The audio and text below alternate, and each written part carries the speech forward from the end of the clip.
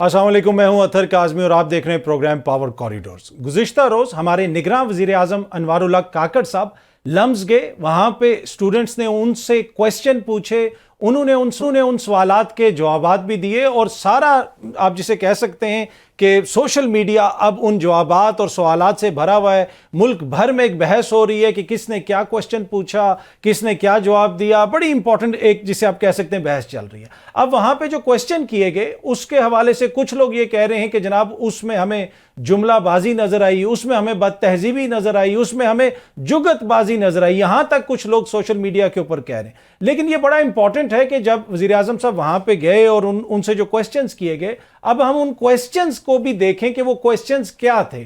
उनको जब हम देखेंगे सुनेंगे तो हमें समझने में आसानी होगी कि यहां पे असल मसला क्या है। मैं चाहता हूं जरा आप ये पहला क्वेश्चन सुने जो एक स्टूडेंट ने काकड़ साहब से किया और उसका जवाब काकड़ साहब ने क्या दिया। सर, सबसे पहले तो सर मैं अपने दुख का इजहार करना चाहूँगा कि सर आप एक यूनिवर्सिटी आए, तुलबा अपना टाइम निकाल के आए, असातिज़ा इंतज़ार कर रहे हैं और आप फिर भी सर 50 मिनट लेट आए। मैं अगर वक्त को लिमिट कर दूं और ये कहूं कि मैं इसमें एडिशनल 30 मिनट 35 मिनट या 40 मिनट नहीं कहूँगा, क्योंकि मेरा चंदा वहाँ नाराज़ हो जाएगा जो कि इंतज़ार कर रहा है, क्योंकि मेरा चंदा वहाँ नाराज़ हो जाएगा जो कि इंतज़ार कर रहा है, क्योंकि मेरा चंदा वहाँ नाराज़ हो जाएगा जो कि इंतज़ार कर रहा है। जी, आपने जवाब सुना और आपने सवाल भी सुना। किसी भी महज़ब माशरे में, किसी भी मगरबी माशरे में कोई हुक्मरान किसी यूनिवर्सिटी में तकरीबन 1 घंटा लेट जाए तो सबसे पहले वो माजरत करेगा। यहां पे जब स्टूडेंट ने उनसे क्वेश्चन किया कि सर आप तकरीबन 1 घंटा लेट आए, तो आगे से उनका जवाब क्या था कि मेरा चंदा नाराज हो जाएगा। इंतहाई पैटर्नाइजिंग किस्म का, यानी इस किस्म का जवाब जिसमें आप अगले की अकल को महदूद समझ रहे हो, खुद आप एहसास से बर्तरी का शिकार हो। आप उसे कह रहे हैं कि मेरा चंदा यहां नाराज हो जाएगा, यानी आप उसको अपने लेवल पे नहीं समझ रहे कि वो इस काबिल भी है कि आपकी बात को समझ सके। तो मैंने आपको पहले भी जिस तरह अर्ज की कि किसी भी महज़ब माशरे के अंदर, मगरबी माशरे के अंदर इस तरह का जवाब दिया जाता तो पूरा हॉल वो खाली हो जाता, लोगों ने उठ के बाहर चले जाना था कि भाई एक तो आप पहले घंटा लेट आए हैं और लेट आने के बाद आप इस किस्म का पैटर्नाइजिंग किस्म का हमें जवाब दे रहे हैं जिसमें आप हमारी ही तज़दीक कर रहे हैं। बहुत सारे लोगों को मसाइल नजर आए सवालों में, लेकिन जो गैर शाइस्तगी जवाबात में थी और मुख्तलिफ जवाबात में थी, सिर्फ एक किसी जवाब में नहीं थी। हर जवाब में लगा ऐसे कि वजीर आजम साहब जो हैं वो पैटर्नाइजिंग किस्म का जवाब दे रहे हैं, स्टूडेंट्स को ये तासुर दे रहे हैं कि जैसे भाई उनकी अकल महदूद है, उनकी सोच महदूद है। ये वो फर्क होता है। देखिए, उन माशरों में और उन कौमों में जहां पे हुक्मरान जो हैं वो अपने नौजवानों को चंदा कहें, तो फिर आप देखते हैं कि माशरों की क्या हालत होती है। और जो वो माशरे जो चांद पे पहुंचते हैं, उन माशरों में हुक्मरानों को इतनी लिबर्टी हासिल नहीं होती है कि वो अपने नौजवानों से इस तरह बात करें और जो बड़ा इंपॉर्टेंट क्वेश्चन है उसका जवाब देने के बजाय उसको पैटर्नाइज करना शुरू कर दें। ये सिर्फ बात यहां तक महदूद नहीं है। पिछले दिनों अलीना शिगरी साहिबा ने काकड़ साहब से क्वेश्चन किया। मैं चाहता हूं जरा सुने, क्वेश्चन भी सुने और उनका जवाब भी सुनिएगा। इस हवाले से जरूर बताइएगा कि किसने इंस्ट्रक्शंस दी थी नादरा को इस्लामाबाद एयरपोर्ट पे नवाज शरीफ साहब के जो बायोमेट्रिक्स हुए थे। मैं समझ रहा था आप जो है ना ऑल वेदर लिंकेजेस जो खुंजराब, और चूंकि आपका अपना इलाका भी है गिलगित का, मैं जानता हूँ आप शिगर से हैं ना, you would be very much interested in that, but it seems कि आपकी प्रायोरिटी तो उस तरफ इतनी नहीं है। वो इतना इम्पोर्टेंट प्रोजेक्ट था। वैसे ही मैं बताता चलूँ इसका तो जवाब दूंगा था, वैसे ही मैं बताता चलूँ इसका तो जवाब दूंगा था, वैसे ही मैं बताता चलूँ इसका तो जवाब दूंगा। जी, अगेन आपने नोट किया, ये एक पैटर्न है कि आप अगले बंदे को पैटर्नाइज करते हैं, उसके क्वेश्चन की अहमियत को कम करने की कोशिश करते हैं। क्वेश्चन उन्होंने क्या किया, आगे से वो उनको कह रहे हैं कि मैं तो समझा था कि आप ये सवाल करेंगी, इसलिए कि वो बड़ा इंपॉर्टेंट है। जैसे अलीना शिगरी को नहीं पता कि क्या इंपॉर्टेंट और क्या इंपॉर्टेंट नहीं है, वो तो समझती है कि ये इंपॉर्टेंट है कि एक सजा याफ्ता मुजरिम आया है और उसको सिस्टम किस तरह सहूलतकारी फराम कर रहा है, तो उन्होंने ये इंपॉर्टेंट समझा और वो क्वेश्चन कर लिया। लेकिन यहां पे ये मिसाल आपके साथ शेयर करने की इसलिए जरूरत समझी ताकि आप समझ सकें कि बहुत सारे सवालात का जवाब इस तरह दिया जाता है जैसे सवाल करने वाला जो है काम अकल है, लेकिन जो जवाब दे रहा है उसको सब कुछ मालूम है। देखें, सवाल हर किसी ने अपनी मर्जी से करना है, जवाब आपने अपनी मर्जी से देना है। और सिर्फ यहां पे ये सवालात नहीं हुए लम्ज में, वहां पे और सवालात भी हुए। एक तालिबा ने वजीर आजम साहब से यह भी पूछा कि भाई जो मुल्क की हालत है उसमें आप इकॉनमी देख लें, दीगर हालात देख लें, आपने क्यों जरूरी समझा कि आप इधर आएँ और हमसे बात करें? मतलब क्या आपके पास इतना टाइम है कि आप हमारे पास आ गए? अब जिस तरह मैंने पहले भी अर्ज़ की कि कुछ दानिश्वर दोस्त, कुछ हमारे सीनियर दोस्त ट्विटर के ऊपर भी ये लिख रहे हैं कि नौजवानों ने जुमलाबाजी की, नौजवानों के जो सवालात थे वो मुनासिब नहीं थे। लेकिन शायद ये सवाल उन दोस्तों को भी वज़ीर आज़म साहब से करने की ज़रूरत थी कि भाई आपको क्या ज़रूरत थी कि आप न्यूयॉर्क जाते, आपको क्या ज़रूरत थी कि आप लंदन जाते, आपको क्या ज़रूरत थी कि आप पेरिस जाते, आपको क्या ज़रूरत थी कि आप वहाँ से सऊदी अरब चले जाते? ये सवाल तो नहीं किए गए उनसे। ना लंदन में उनसे किसी ने पूछा कि भाई आप लंदन क्यों आए हैं, ना न्यूयॉर्क में किसी ने पूछा कि भाई आप यहाँ पे क्यों आए हैं, ना ही किसी और जगह पे उनसे पूछा गया कि जनाब आप यहाँ पे क्यों आए हैं। जब एक तालिबा ने इस मीडिया को दिखाया, हमें बताया और पूरे पाकिस्तान को बताया और बड़ा इंपॉर्टेंट क्वेश्चन किया कि वज़ीर आज़म साहब यहाँ पे आपको आने की क्या ज़रूरत थी, तो आगे से फिर उन्होंने अपना जवाब दिया। अब वो तालिबा उस जवाब से सेटिस्फाई हुई या नहीं हुई वो एक अलग बहस है, लेकिन बड़े इंपॉर्टेंट क्वेश्चंस किए गए और दीगर चीज़ें भी वहाँ पे डिस्कस हुई, दीगर क्वेश्चंस भी उठाए गए और बिल्कुल वाज़ेह हो गया कि नौजवान क्या सोच रहे हैं, किन लाइंस पे सोच रहे हैं और वो कौन से क्वेश्चंस हैं वो जो पूछना चाहते हैं, जो उनके जहनों में उठ रहे हैं, और उन क्वेश्चंस के जवाबात देना ही लीडरशिप का काम होता है। पर एनीवे क्रेडिट जाता है अनवारुल्लाह काकड़ साहब को, वो वहाँ पे गए, ना भी जाते तो कोई ऐसा फ़र्क नहीं पड़ना था। इसलिए कि देखें, या तो होता है ना कि लोग आपको बहुत ज़्यादा सुनना चाह रहे हैं और आपके पास मैंडेट हो। वहाँ पे एक बच्ची ने उनसे ये भी, तालिबा ने ये भी क्वेश्चन किया कि जनाब आपके पाकिस्तान के विजन में आइन और कानून की कोई जगह है? इसलिए कि आइन और कानून के मुताबिक तो केयर टेकर सेटअप सिर्फ 3 महीने के लिए आता है। अब पंजाब में कितने अरसे से है, केपीके में कितने अरसे से है, क्या वफाक में सिर्फ 3 महीने रहेगा या उससे ज़्यादा टाइम रहेगा? ये भी एक बड़ा इंपॉर्टेंट पॉइंट है। अब जो एक और चीज़ जो बार बार काकड़ साहब से पूछी जाती है वो है इलेक्शंस के हवाले से। अब ये करवाने आए हैं इलेक्शंस, वाहिद इनकी जिम्मेदारी, जो मेन जिम्मेदारी है वो साफ और शफाफ इलेक्शंस करवाने हैं। उसके हवाले से ये फौरन हाथ खड़े कर देते हैं कि जनाब हमें तो नहीं पता, इलेक्शन कमीशन बताएगा तो हम करेंगे, जब तक इलेक्शन कमीशन डेट नहीं देगा तो हम कुछ नहीं कर सकते। तो क्या इलेक्शंस के मामले में निगरान हुकूमत इतनी ही मजबूर है या सारी जिम्मेदारी इलेक्शन कमीशन की है या कुछ जिम्मेदारियां निगरान हुकूमत की भी हैं? इन तमाम मामलात पे गुफ्तगू करेंगे अपने मेहमानों से, लेकिन सबसे पहले मैं कंवर दिलशाद साहब से जो इलेक्शंस हैं उनके हवाले से कुछ चीज़ें पूछना चाहता हूं, क्योंकि जिस तरह पहले भी अर्ज़ की कि निगरान हुकूमत से हर जगह पे इलेक्शंस के हवाले से सवालात हो रहे हैं। अच्छा सर, सबसे पहले तो बहुत बहुत शुक्रिया, थैंक यू सो मच हमें ज्वाइन करने का। अब निगरान वज़ीर आज़म जहाँ पे भी जा रहे हैं इलेक्शंस के हवाले से उनसे क्वेश्चन होता है कि आप क्या कर रहे हैं इस सिलसिले में, और उनका जवाब यही होता है कि जी ये डेट जो है वो इलेक्शन कमीशन ही देगा, जब वो फैसला करेंगे तब ही इलेक्शंस होंगे। तो अब ये सर इसमें चीज़ ये हतमी है कि इलेक्शन कमीशन ने ही फैसला करना है कि निगरान हुकूमत की भी कोई इनपुट वो लेंगे उनसे? नहीं, कल 2 इवेंट बड़े इंपॉर्टेंट हुए जी। पहला जो था वो चीफ इलेक्शन कमिश्नर अपने कमीशन के पूरे 4 मेंबरों के साथ उन्होंने पंजाब गवर्नमेंट से आइंदा के इंतखाबात के हवाले से ब्रीफिंग ली और उन्होंने पंजाब गवर्नमेंट ने उनको यकीन दहानी करवाई कि इंतखाबात में पंजाब गवर्नमेंट आपके साथ मामलत करेगी। इसके साथ उन्होंने चीफ इलेक्शन कमिश्नर की तरफ से ज़्यादा उन्होंने भी अपनी प्रेजेंटेशन दी और उन्होंने कहा कि हम इंतखाबात के मरहले में दाखिल हो चुके हैं, हमने रिटर्निंग ऑफिसरों की अपॉइंटमेंट करनी है, पोलिंग बिल्डिंगें जो हैं पोलिंग स्टेशन के तमाम हमारे जायजा लिया जा रहा है, वो अपने तमाम इंतजामी मामला जो होते हैं इंतखाबात के बारे में वो सारा उन्होंने पंजाब गवर्नमेंट को बताया और पंजाब गवर्नमेंट ने कहा कि ठीक है, जो भी आप पोलिंग स्टेशन की इमारतें ले रहे हैं जैसी आपकी पॉलिसी है उसी के मुताबिक हम बना देंगे, लोगों को सहूलत भी दे देंगे। वो बड़ा अच्छा तरीके से 1.5-2 घंटा पंजाब गवर्नमेंट ने भी अपनी तरफ से कोई कीदानी करवाई और इलेक्शन कमीशन ने भी पंजाब गवर्नमेंट के तमाम जो तरक्याती काम जो थे जो साबिका हुकूमत की तरफ से नहीं हुए थे तो 6-7 साल में वो इन्होंने मुकम्मल कर दिए। उसी फंड में उन्होंने कोई फेडरल गवर्नमेंट से किसी किस्म के ऑफिस फंड नहीं दिया और फंड मौजूद थे वो सारा उन्होंने बताया कि ये हमने कर दिया, ये 31 दिसंबर तक मुकम्मल हो जाएंगे तमाम अंडरपास, फ्लाईओवर, सब तभी कामी है, सड़कें वगैरह। अच्छा सर, तो हो गया। ठीक है, मैं इसमें जरा ऐड कर लीजिएगा। कमीशन ने यकीन दहानी करवाई है कि 30 नवंबर को ये जो है अपने हल्का बंदियों के बारे में तमाम समाअत मुकम्मल हो जाएगी और इसके बाद हम इंतखाबी शेड्यूल जारी कर देंगे। ठीक है, ये उन्होंने बाकायदा तारीफ नहीं दी उन्होंने कहा हम 30 नवंबर के बाद इसी दिसंबर के पहले हफ्ते में जो है हम इसका जारी कर देंगे। ठीक है। आदेश शेड्यूल। ठीक है। अच्छा सर, यहाँ पे मैं आइए आप प्राइम मिनिस्टर की तरफ। ठीक है, मैं जरा जी एक क्वेश्चन जो मैं आपसे पूछना चाह रहा था कि एक तो ये है कि जो हतमी तारीख होगी उसमें उसके हवाले से बार बार निगरान वज़ीर आज़म साहब से पूछा जाता है, अब उनका इसमें कितना किरदार है, ब्रीफली अगर आप ये भी बता सकें। और दूसरा, आप साबिक सेक्रेटरी इलेक्शन कमीशन रह चुके हैं, आपको लगता है कि इस वक्त निगरान हुकूमतें वफाक के लेवल पे या दीगर सूबों में वो तैयार हैं और वो सहूलत फराहम कर रहे हैं इलेक्शन कमीशन को जिसकी उनको जरूरत है इलेक्शन करवाने के लिए?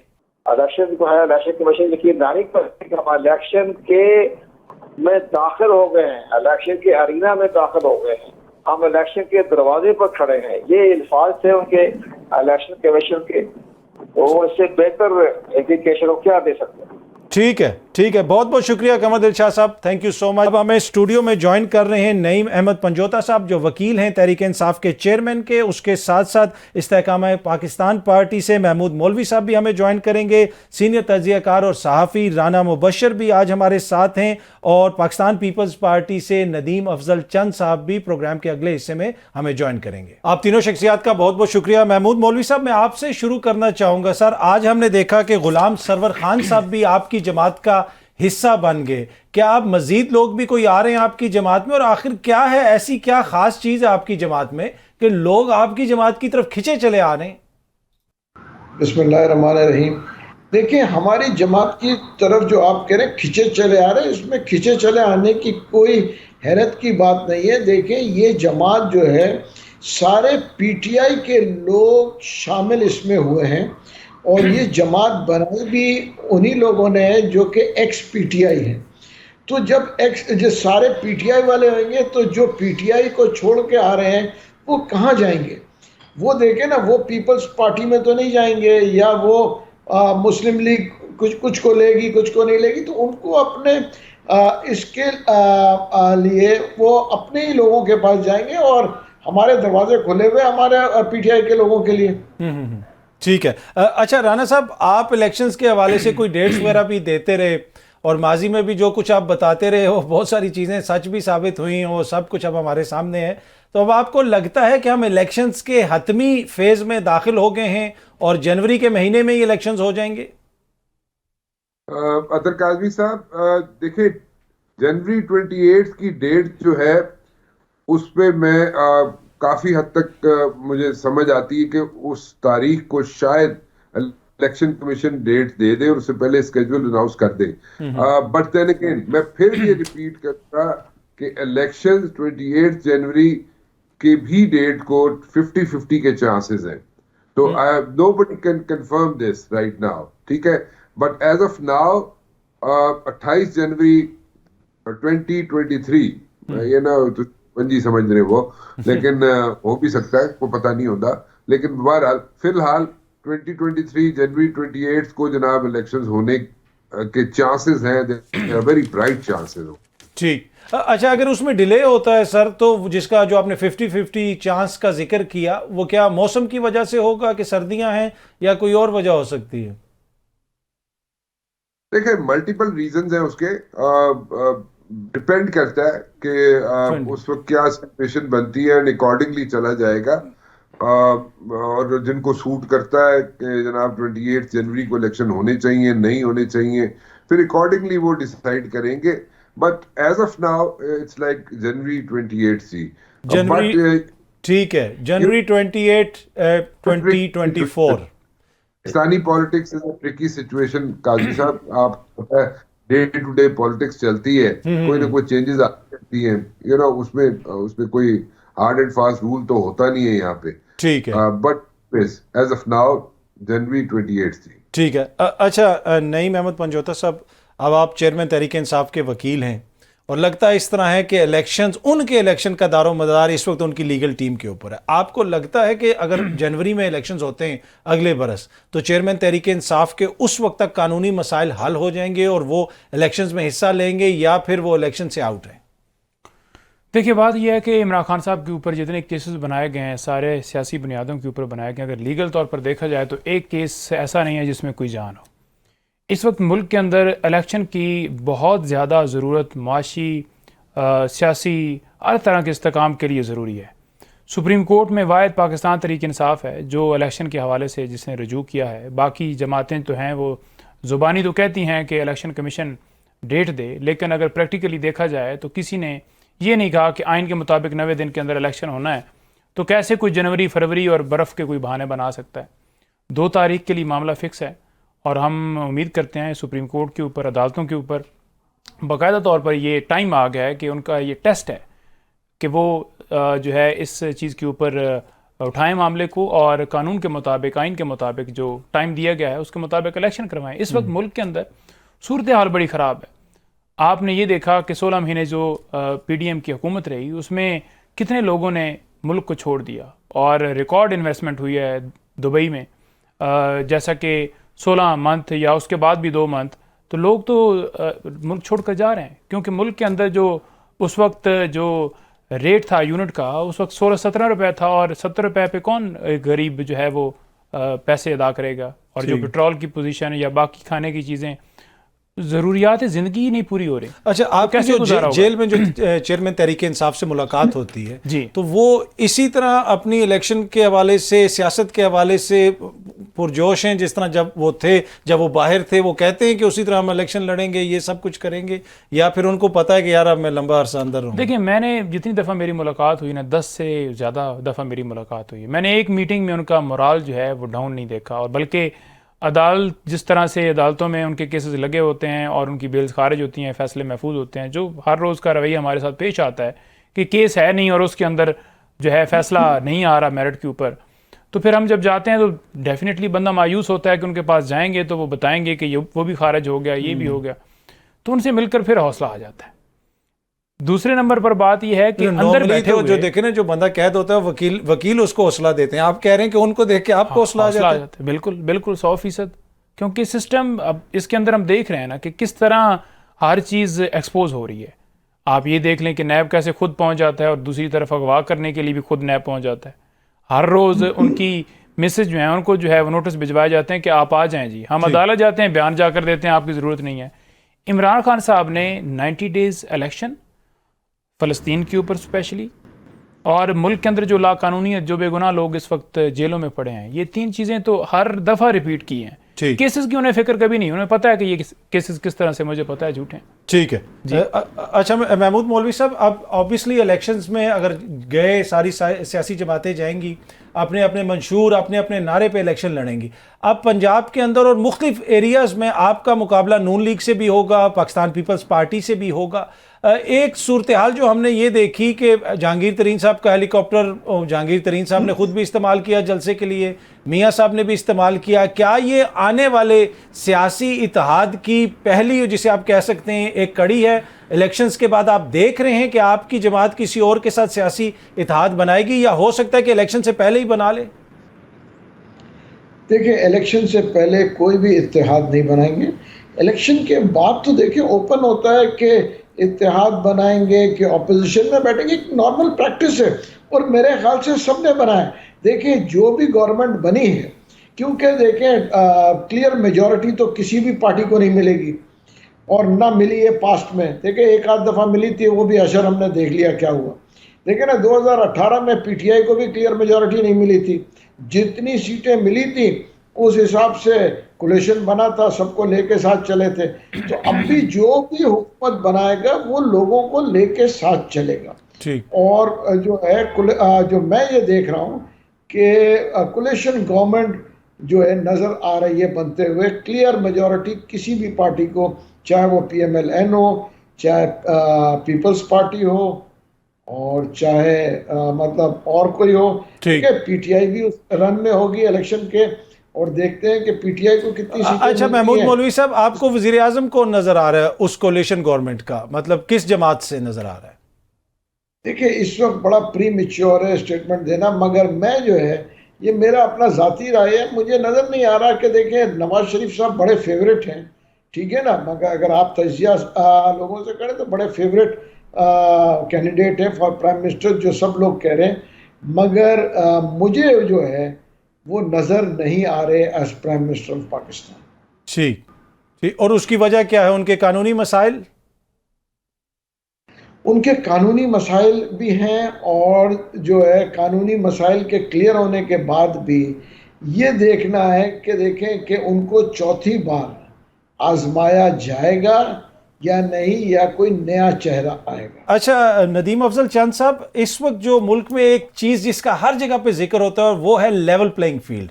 अगेन निगरान वज़ीर आज़म साहब ने आज दोबारा ये फरमाया कि इससे ज़्यादा हम कोई भी लेवल प्लेइंग फील्ड फराहम नहीं कर सकते, हर किसी को बराबर मौके जो हैं वो नसीब हैं इस वक्त पाकिस्तान के अंदर सियासी एतबार से। तो क्या आप इस चीज़ से एग्री करते हैं कि इस वक्त इस लेवल की लेवल प्लेइंग फील्ड है पाकिस्तान में, जहां पे तमाम सियासी जमातें खुल के अपनी सियासत कर रही हैं? देखिए जी, मैं तो बिल्कुल नहीं एग्री करता। काश ऐसी होती, काश ऐसी प्लेइंग फील्ड होती कि तमाम सियासी जमातों को, और आप देख लें JUI वाले भी क्या कह रहे हैं, ANP के लोग क्या कह रहे हैं, MKM के लोग क्या कह रहे हैं, पीपल्स पार्टी को आप छोड़ें, पीपल्स पार्टी तो चलो प्लेइंग फील्ड पर खुल के मांग रही है, बाकी जमातें भी, PTI के लोग भी देख लें, सारी पॉलिटिकल जमातें मांग रही हैं। और अकेला पीपल्स पार्टी का तो ये चलो वर्ड आपने इस्तेमाल किया लेवल प्लेइंग फील्ड का, और वो वर्ड इस वक्त लोगों के दिलों में घर कर गया है, तो लेकिन सारों की सूरत हाल कैसी है? सिवाय एक जमात के या एक तबके के, मेरा ख्याल है बाकी जो वही जो पुरानी इस्लामी जमहूरी इत्तेहाद बनाने की कोशिश की जा रही है, नहीं मिल रहा। एक सितारे से इस्लामी जमहूरी इत्तेहाद बनता नहीं है, वो बनता 7-8 सितारों से है, 9 सितारे आपको हिस्ट्री पढ़े। तो इस वक्त मामला ये, और दूसरा पब्लिक के अंदर उनको पजीराई नहीं मिल रही। जलसों से पजीराई मिलती होती तो मिल जाती, तो मेरे ख्याल में उनको पजीराई नहीं मिल रही, ये एक सूरत हाल सामने है। ठीक है। अच्छा राना मुबशर साहब, जिस तरह आपने चंद साहब का भी सुना कि जो वो अचीव करना चाह रहे हैं नून लीग वाले, वो हो नहीं पा रहा, आपको क्या लगता है कि इस वक्त किसी भी सियासी जमात के लिए सबसे बड़ा मसला क्या है? चाहे वो तहरीक इंसाफ हो, चाहे नून लीग हो, पीपल्स पार्टी हो, इस्तेहकाम पाकिस्तान हो, क्या इनके लिए इंतज़ामी मसाइल ज़्यादा बड़ा मसला है, या फिर जिस किस्म की मुल्क की मौशी हालत है, जिन हालात का आवाम को सामना है, वो एक बड़ा चैलेंज होगा इलेक्शंस के अंदर तमाम जमातों के लिए? काजी साहब देखें, 16 महीने सारी जमातों ने मिल के हुकूमत की, ठीक है, और 16 माह के अंदर जो कुछ हुआ है उसको मेमोरीज हम लोगों की शॉर्ट है, अवाम की भी शॉर्ट है, लेकिन वो 16 माह का जो कुछ यहाँ पे रदर मचा, वो मेरे ख्याल में अभी तक भूले नहीं अवाम। तो जो प्राइस हाइक हुई, जिस तरीके से यहाँ पे इश्यूज खड़े हुए, लोगों की आम जिंदगियां तबाह हो गई, यानी कि मिडिल क्लास जो है तो बिल्कुल ये बॉलिश हो गई, वो यहाँ पे वो लोग अभी तक भूले नहीं, उस सदमे से बाहर निकले नहीं, उस स्पेल से बाहर निकले नहीं। तो इलेक्शन में अगर ये लोग जाएंगे तो ये सारी जमातें हैं ना, मां सवाए एक जमात के, तो ये सारी जमातें जब जाएंगी अपने अपने हलकों में उम्मीदवार जाएंगे, और वहां पे जाके it's all about selling dreams. Election तो यही होता है, आप ख्वाब बेचते हैं, तो वहां पे जाके आप क्या बेचेंगे, उन अवाम को क्या बताएंगे, उनको क्या कहेंगे कि आइंदा आने वाले सर, उन्होंने शहबाज शरीफ साहब ने कहा था मैं अपने कपड़े बेच के आटा सस्ता कर दूंगा, ख्वाब तो बाद में बेचेंगे, वो नहीं होते, फिर नहीं होया ना काम, ना आटा मिला। एनीवेज वो तो एक अलग मतलब, ये तो सारी एक कहानियां होती हैं, एक तो सारे मसले मसाइल ऐसे ही बनाए जाते हैं, बट द पॉइंट वो क्या बेचेंगे। देखें आप just put yourself in their shoes. आप जाते हैं हल्के में, अवाम को कहते हैं जनाब कि सानू वोट दे दियो, असी इलेक्शन जित के आवांगे तो असी ताड़े वास्ते ऐ करांगे, की करांगे, व्हाट इज, वो क्या चीज है जो डिलीवर करेंगे, ठीक, वो नहीं समझ आ रही। वो अवाम जो है वो उसको बाय नहीं करेंगे, क्योंकि अभी आप देखें गैस आपके सामने है, ठीक है, और जिस तरीके से गैस की प्राइस हाइक हुई है, और आप पिछले जुलाई से शुरू करेंगे उसको, तो जुलाई से सारी चीजें ठीक है आप एक्यूमुलेट होना शुरू होंगी। So how will you manage all these things, how will a poor guy manage all these things, वो किस तरह चलेगा काम, तो नहीं, वो मुश्किल है काम, बहुत मुश्किल काम है। वोट लेना, मांगना और वोट देने वाले वो भी 50 दफा सोचेंगे, वो ठीक है, वो गाड़ियां गई, वो दौर गए, वो नहीं चलेंगे काम। ठीक है, मैं जरा ब्रीफली चंद साहब से भी इस पे लूंगा। चंद साहब, आपको लगता है कि अगली जो हुकूमत होगी वो भी कोलेशन हुकूमत होगी जिस किस्म का माहौल है, इसलिए कि किसी भी सियासी जमात को लग नहीं रहा कि आप इस तरह मैंडेट मिलेगा कि वो अकेले हुकूमत बना लें। देखें जी, सारों की ख्वाहिश तो यही है कि वो अकेले हुकूमत बनाएं, लेकिन जो हमारी 18वीं तरमीम के बाद सूबों की जो सूरत हाल है, प्रोविंशियल ऑटोनॉमी की तरफ जिस तरह मुल्क चला है, अब तो मेरे ख्याल में कोई भी एक पार्टी किसी सूबे के बगैर फेडरल में हुकूमत नहीं चला सकती, और वो सूबाई हुकूमतों के साथ उनका ताल्लुकात ठीक होना ये बहुत जरूरी है। इस हवाले से कोलिशन गवर्नमेंट ही या नेशनल गवर्नमेंट आए या सारी सियासी जमातें यही चलेंगी। हाँ, अगर कोई मेजॉरिटी ले जाता है तो अच्छा सर, पाकिस्तान पीपल्स पार्टी नून लीग के साथ दोबारा इत्तेहाद में जा सकती है, कोई इशू तो नहीं होगा आपको? देखिए जी, पीपल्स पार्टी का ये कहना कि किसके साथ इत्तेहाद बनेगा, इस मौका पे तो हम नहीं कह सकते कि किसके साथ बनेगा, लेकिन मुश्किलात जरूर है हमारे और उनके। पहले भी बड़ा मुश्किल हमारा इत्तेहाद हुआ उनसे, जिससे हमें नुकसान भी हुआ, कोई फायदा नहीं हुआ। और आगे चल के भी मैं समझता हूँ कि ऐसी जमात से इत्तेहाद होना चाहिए जिससे आपका फायदा हो बजाय सियासी तौर पर नुकसान हो। लेकिन मुल्क ज्यादा जरूरी है, मुल्क का निजाम चलना चाहिए, पब्लिक को रिलीफ मिलना चाहिए। अपनी नापसंद के ऊपर कंप्रोमाइज किया जा सकता है, लेकिन मुल्की मसाइल के ऊपर, आम आदमी के मसाइल के ऊपर कंप्रोमाइज नहीं हो सकता। ठीक है। अच्छा नईम अहमद पंजोता साहब, आप इस वक्त चेयरमैन तहरीक इंसाफ का जो सियासी जिसे आप कह सकते हैं ना विजन है, वो उनकी जमात वकला के थ्रू पहुंच रहा है, इसलिए कि सियासत अपने दीगर लीडरों से तो मुलाकातें हो नहीं रही हैं। तो इस हवाले से हालिया दिनों में हमने देखा कि पाकिस्तान तहरीक इंसाफ के कुछ लोग जाके मौलाना साहब से भी मिले और उसके ऊपर तनकीद वगैरह भी हुई, और फिर मौलाना ने जो आगे से एक जलसे में खान साहब के हवाले से बातें की, तो फिर बहुत सारे लोग तनकीद भी कर रहे हैं कि ऐसी इतने क्यों डेस्परेट हो गए कि जरा आप JUIF से मिलने चले गए। तो खान साहब इस हवाले से कुछ कह रहे हैं कि दीगर जमातों से राब्ते करें, जो वकला मिलने जाते हैं उनको वो क्या कहते हैं कि किस किस्म की सियासी हिकमत अमली बनानी है आगे?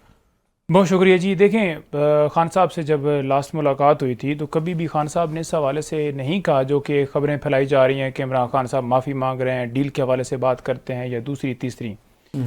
नंबर 2 बात यह है कि मौलाना साहब के हवाले से जो फातिहा पढ़ने के लिए ये गए थे, अली मोहम्मद खान साहब, असद कैसर साहब, सैफ साहब और दीगर जो दोस्त हैं हमारे, तो उन्होंने अपना वाज़ेह मौक़िफ़ दे दिया कि सिर्फ़ और सिर्फ फातिहा के लिए हम गए थे, और ये रस्म सिर्फ KPK में नहीं पूरे पाकिस्तान में है। अब आप ये देख लें कि वहाँ पर अगर नमाज का टाइम हो गया और बाजमात अगर उन्होंने नमाज़ पढ़ी है तो इसके ऊपर भी लोगों ने क्रिटिसाइज़ किया, लेकिन लोगों ने तो किया, तो जिस घर फातिहा पढ़ने के लिए वो आए हुए थे वही जनाब कहते हैं जी कि मुझसे NRO 2 मांगने के लिए आए हुए थे। तो उनका रवैया देखें कि किस तरह वो इमरान खान साहब के हवाले से उन्होंने जो अल्फाज इस्तेमाल किए एजेंट के हवाले से। आज आप ये भी अंदाज़ा लगा लें कि एजेंट कौन है, कौन फ़लस्तीन के ऊपर बयान दे रहा है, किसका रोल किधर है, कौन किधर खड़ा है, किस हक में किसकी स्टेटमेंट आई है, वो आप सबके सामने है। अच्छा, खान साहब का जो मूड है जेल के अंदर, अभी भी वो सोलो फ्लाइट में है कि अकेले ही हम चलेंगे, किसी सियासी जमात के साथ इत्तेहाद नहीं करेंगे, साथ उनके साथ मिल के नहीं चलेंगे? देखें, बात यह है कि इमरान खान साहब ने हमारे साथ कोई ऐसी बात नहीं की कि कोई हम इत्तेहाद के लिए कुछ चलिए कुछ चाहते हैं, लेकिन ओवरऑल रूटीन में बातें होती हैं उनके साथ, लेकिन इस हवाले से कोई उन्होंने बात, सिर्फ 90 डेज़ इलेक्शन वो 90 दिन के अंदर हों, वो उन्होंने मांगे हैं, फ्री एंड फेयर इलेक्शन करवाएं। और देखें, यहाँ पर हर बंदा जो है ना, मैं हैरान हूँ, वो कहता है कि इलेक्शन कमीशन डेट देगा। भाई आप आइन तो पढ़ें, आइन में क्या लिखा है, किसने डेट देनी है? इसीलिए तहरीक इंसाफ जो है वो आरिफ अलवी साहब ने नहीं दी ना, तहरीक इंसाफ के सदर है, अगर आइन में इतना वाज़ेह था तो अलवी साहब दे देते। देखें, उन्हें देनी चाहिए थी, हम ये नहीं कह रहे कि उन्हें नहीं दी तो वो ठीक है काम, लेकिन हम उसके लिए फिर सुप्रीम कोर्ट से हमने रजू किया है। क्या किसी और जो है पार्टी ने ये बात की है कि आइन के मुताबिक 90 दिन है? इलेक्शन एक्ट के अंदर तरमीम करके अगर कोई ये समझे कि इलेक्शन जो है कमीशन वो तारीख देगा या नायली भी जो तायात है वो ख़त्म हो गई है, तो वो एक जो है आइन को तोड़कर, जैसे पहले तोड़ा गया है, चाहे वो पंजाब और KP में इलेक्शन की डेट के हवाले से सुप्रीम कोर्ट ने फैसला दिया था, और आज आप देख लें कि दूसरी दफ़ा भी बजट पास हो चुका है। ये पोजीशन है कि वो किस कानून के तहत, किस आइन के तहत उन्होंने जो है वो बजट दूसरी दफ़ा पास किया। अब ये चीज़ें तो ऑन रिकॉर्ड हैं और वो नज़र आ रही हैं, ठीक, तो उससे इनकार नहीं किया जा सकता। ठीक है। अच्छा महमूद मौलवी साहब, अगर इंतखाबात जनवरी में नहीं होते तो क्या आपकी जमात के लिए ये टिपिंग पॉइंट होगा, इसके ऊपर आप एहतजाज करेंगे, या अगर उस वक्त निगरान हुकूमत कहती ये मसला है, वो मसला है, इस वजह से नहीं हो सकते, हल्का बंदियों का मसला है, तो आप उनको मजीद टाइम देने के लिए तैयार होंगे, या फिर आपके लिए भी ये चीज़ फाइनल है कि भाई बहुत हो गया, जनवरी में इलेक्शंस करवाएं? देखिए, एक चीज़ मैं आपको बता दूं, अगर जनवरी में इलेक्शन नहीं हुए तो इंशाल्लाह फिर 2 साल के बाद ही होंगे। 2 साल से पहले नहीं होंगे। फिर अब महीनों के एक्सटेंशन नहीं मिलेगी, ये मैं बड़ा वाज़ेह कर दूं। या तो इलेक्शन होंगे तो जनवरी में होंगे, वरना तो फिर मैं तो जो देखूंगा, अगर आप जो कह रहे हैं कि जनवरी में नहीं होंगे, फिर हम 2 साल इंतजार करेंगे सब लोग मिलके। ठीक है, ये बड़ी इंपॉर्टेंट आपने बात की, और ये वो बात है जो अक्सर राना मुबशर साहब भी दबे दबे अल्फाज में कहते हैं। अच्छा राना मुबशर साहब, अभी महमूद मौलवी साहब ने बड़ी इंपॉर्टेंट बात की है, अगर जनवरी के महीने में इलेक्शंस नहीं होते तो फिर 2 साल आप सोचे भी ना इलेक्शंस के हवाले से। और ये वो चीज़ है जो मैं काफ़ी हफ्तों से देख रहा हूं कि मुख्तलिफ प्रोग्राम्स के अंदर बैठ के दबे अल्फाज में आप भी ये बात करते हैं। तो क्या इसका कोई चांस है कि अगर जनवरी में इलेक्शंस ना हो और फिर अगले 2 साल तक इलेक्शंस ना हो? काजी साहब, एक जरा चीज समझने की कोशिश करें। इस वक्त आपके पैनल में चंद साहब और बाकी लोगों ने भी इस चीज को बिल्कुल पॉइंट आउट किया है बड़ा क्लोजली, और वो कह रहे हैं जनाब कि हर पार्टी की यहाँ पे ऑब्जर्वेशंस है, और वो कह रहे हैं जनाब के इलेक्शन जो है फलां तारीख को होने चाहिए थे, लेकिन अगर इलेक्शन नहीं होते जनवरी 28 को या व्हाटएवर, तो फिर वो 2 साल नहीं होंगे, या और रीजन दे रहे हैं कि सब पार्टीज के लीडर्स जो है अपने अपने कंसर्न शो कर रहे हैं।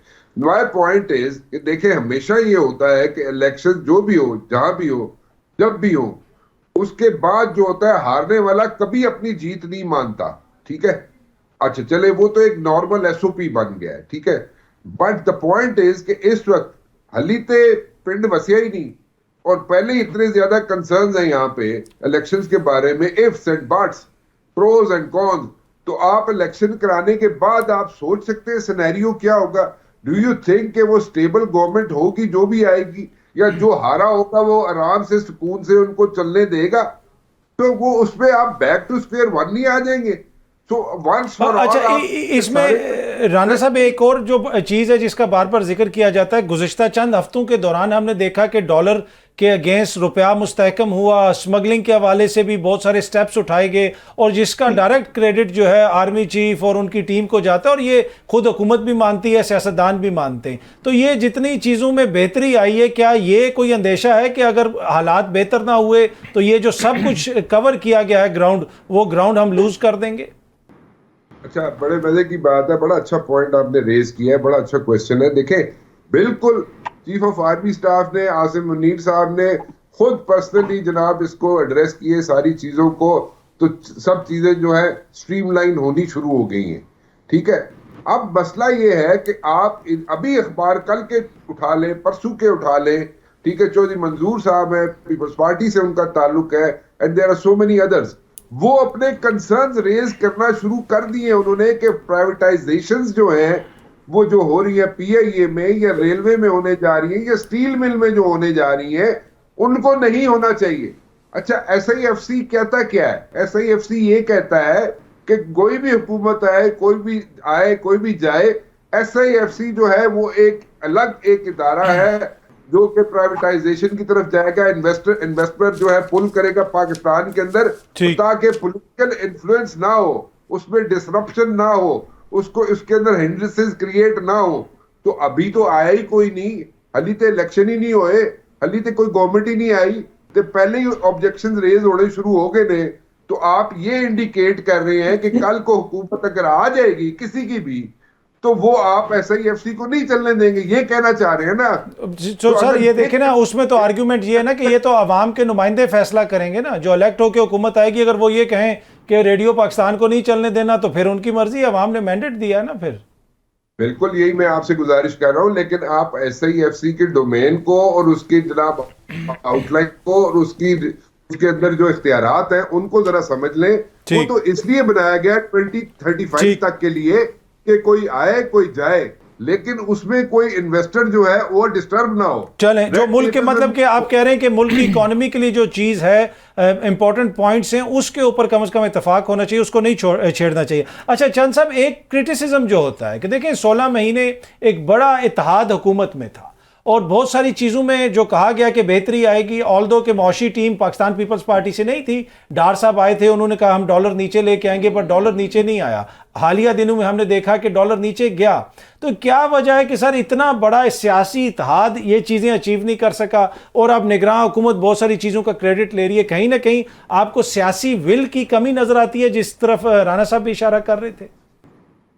देखिए जी, पॉलिटिकल तो इस वक्त बिल है नहीं, सिर्फ बिल है, क्योंकि निगरान हुकूमत अगर तो अपने आप को नॉन पॉलिटिकल समझती है, साबित करे कि वो नॉन पॉलिटिकल है, मेरे ख्याल में है तो वो नॉन पॉलिटिकल, लेकिन किसी पॉलिटिकल विशेष पे बनी है।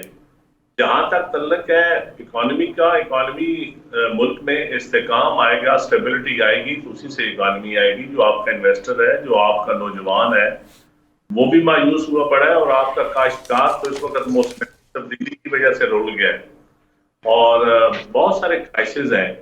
सिर्फ ये प्राइवेटाइजेशन का क्राइसिस नहीं है, ये सिर्फ इस मुल्क में को PIA का, स्टील मिल का या रेलवे का क्राइसिस है।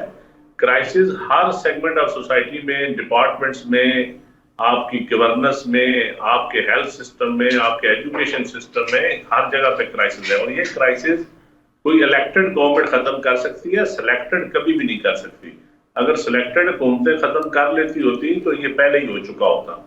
अब मैं समझता हूँ कि इस वक्त एक ही मौका है हमारे पास कि हम एक ऐसा माहौल बनाए, एक तो शिद्दत में कमी आए, पोलराइजेशन में कमी आए, और सियासी जमातें आपस में बैठ के भी कोई डायलॉग कर लें, उनके वर्कर भी बड़े पुरअमन माहौल में इलेक्शन कैंपेन चला सकें, ताकि कोई नाखुशगवार वाकयात ना हो। और इस वक्त जो माहौल है, इसमें तो इलेक्शन कैंपेन भी मुझे तो खूनी कैंपेन नजर आती है, जो माहौल बना हुआ है। और इस वक्त मैं समझता हूँ कि मुल्क के लिए इस्तेकाम जरूरी है। अगर आपने इस्तेकाम लेना है तो फिर को आपको इस्तेकाम वाली बातें करनी पड़ेगी, सिर्फ इस्तेकाम पार्टी से इस्तेकाम नहीं आएगा। अच्छा, वैसे इस्तेकाम पार्टी पे सर आप लोग भी क्रिटिसिज्म करते हैं, नून लीग वाले भी करते हैं। जरदारी साहब ने हालिया दिनों में ही फरमाया कि बहुत सारी इंपॉर्टेंट शख्सियात हो सकता है कि पीपल्स पार्टी में भी शमूलियत इख्तियार करें। तो क्या कोई आ रहा है पाकिस्तान पीपल्स पार्टी की तरफ भी कोई आ रहा है? इसलिए कि जो दोस्त छोड़ रहे हैं तहरीक इंसाफ को, लगता तो ऐसे है कि वो इस्तेकाम पाकिस्तान की तरफ ही जा रहे हैं। देखिए जी, कुछ लोग हैं हमारे पुराने जो पीपल्स पार्टी के लोग थे, उनको हमने बाज़ाब्ता दावत दी है कि आप वापस अपनी पार्टी में आएँ और इस मुल्क में आगे सियासत ताकि आगे चले। बाकी मज़ाकरात होते हैं। पीपल्स पार्टी तो आपको पता है लोगों को एंगेज करती है और डायलॉग करती है। पीपल्स पार्टी को गाली गलोच वाला ब्रिगेड तो हमारा जीजी ब्रिगेड तो है कोई नहीं, वो दूसरी जमातों के पास होगा। जीजी ब्रिगेड पीपल्स पार्टी के पास नहीं है, हम तो मोहब्बत बांटने वाले हैं।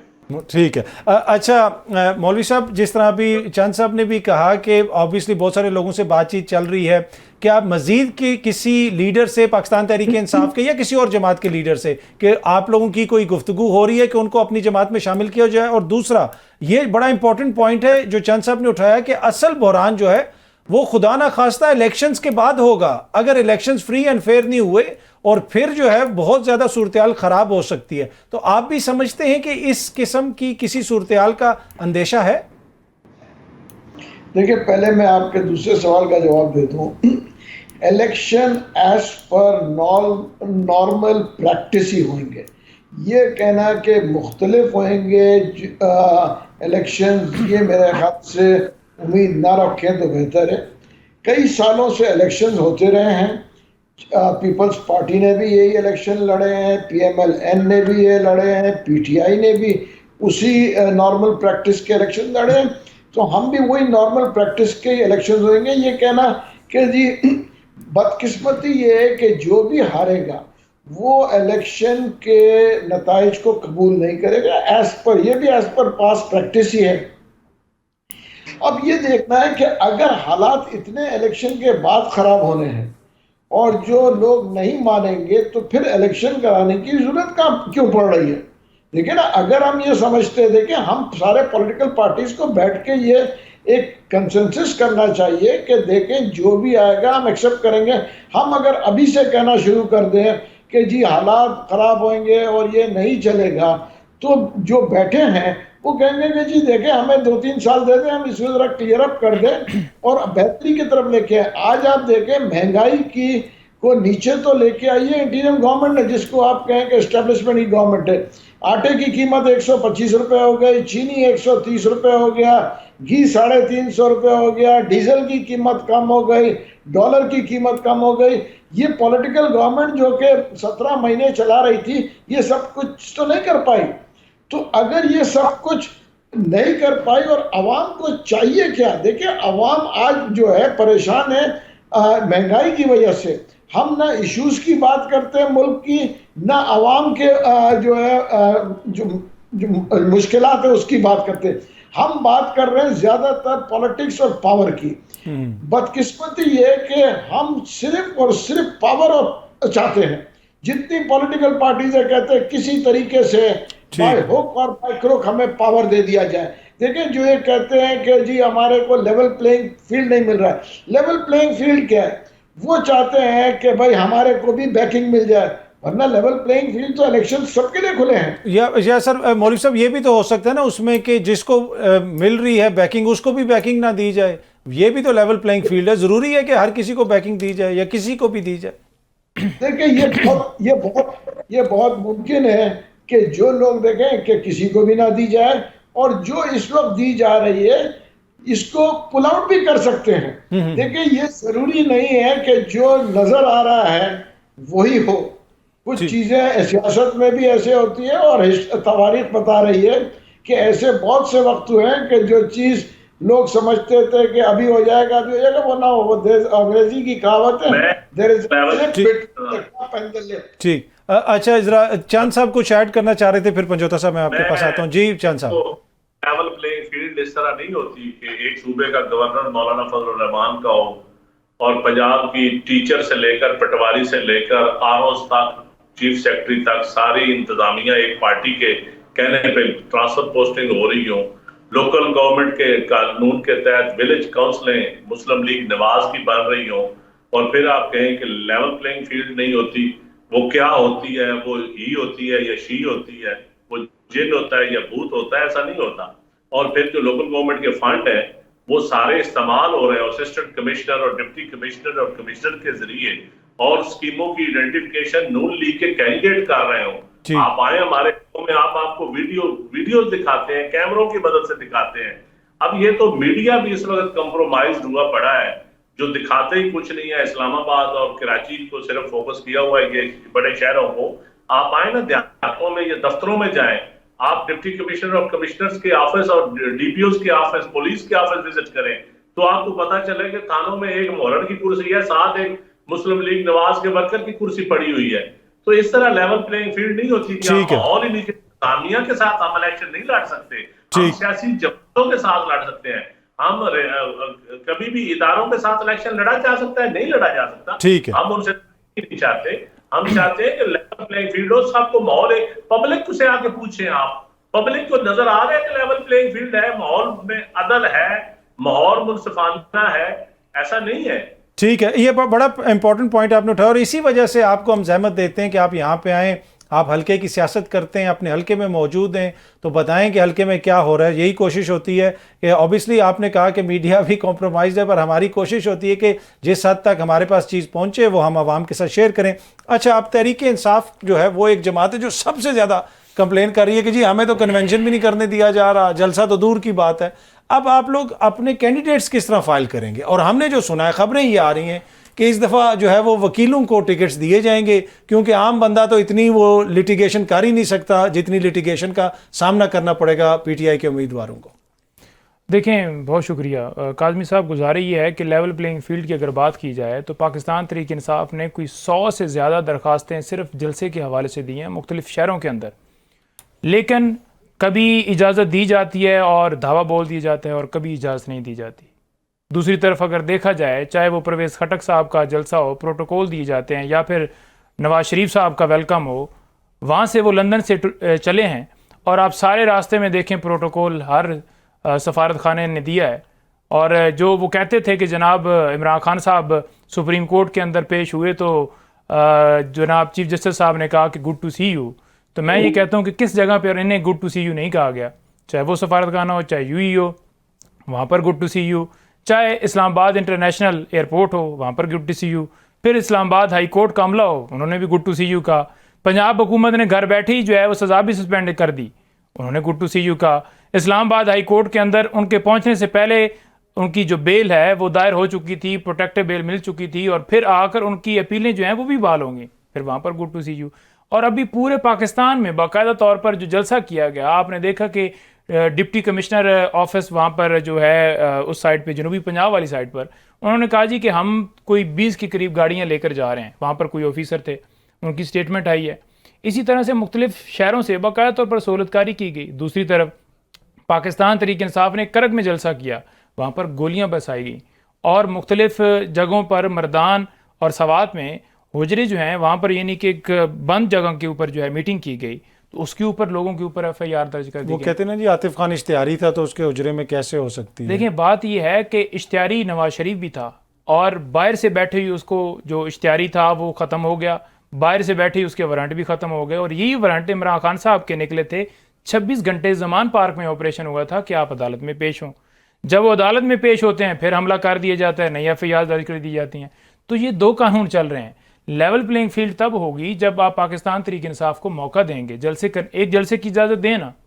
इमरान खान के बगैर ही जलसा जो लाहौर का इनका हुआ है उससे बड़ा ना जलसा हुआ तो फिर बताइएगा। तो अच्छा, जलसों की इजाज़त नहीं है, उम्मीदवारों को उठाया जा रहा है, उम्मीदवारों से प्रेस कॉन्फ्रेंस करवाई जा रही है, कोई इस्तेकाम पार्टी में जा रहा है, कोई किसी पार्टी में जा रहा है। वो तो सारे वहाँ कहते हैं ना जाते कि हैं, हम अपनी मर्जी से जा रहे हैं। अच्छा, टाइम की कमी है, जरा ब्रीफली बता सकें टिकट्स का मामला, क्या वकला को भी कंसिडर किया जाएगा? देखिए बात यह है कि पहले भी वकला को टिकट्स मिले, वकला को भी इन्होंने नहीं छोड़ा, उनके घरों में भी छापे मारे गए, और आगे जो है उम्मीदवार मौजूद हैं, जहां पर खान साहब खुद समझेंगे कि यहाँ पर वकला को वह देना है तो वो देंगे। ठीक है, आप तमाम शख्सियात का बहुत बहुत शुक्रिया। पाकिस्तान के जो मसाइल हैं ये समझना बड़ा ज़रूरी है, उसको हल जो है वो हमारे सियासतदानों ने ही करना है। जो इलेक्टेड हुकूमत आएगी, बीच में जो केयर टेकर हुकूमत होती है जो कम अरसे के लिए आती है, वो कुछ स्टेप्स तो वो लोग ले सकते हैं, लेकिन मुस्तकिल और पायदार हमारे मसाइल का हल एक नुमाइंदा हुकूमत ही निकाल सकती है। कल अगेन आप लोगों से इसी टाइम पे मुलाकात होगी। Thank you very much.